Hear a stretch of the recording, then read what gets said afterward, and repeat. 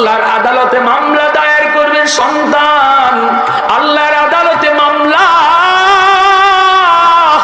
বহু মা বহু বাবা সন্তানের মামলায় আল্লাহর আদালতে কাঠগড়ায় দাঁড়ায় জবাব দেওয়া লাগবে রে যুবক।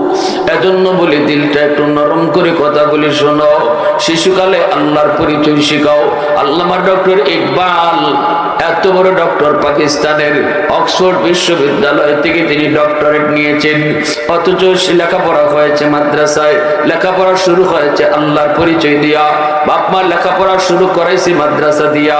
এরপরে মাদ্রাসার পড়ালেখা শেষ করে তিনি স্কুলে পড়ছেন, কলেজে পড়ছেন, ভার্সিটিতে পড়ছেন।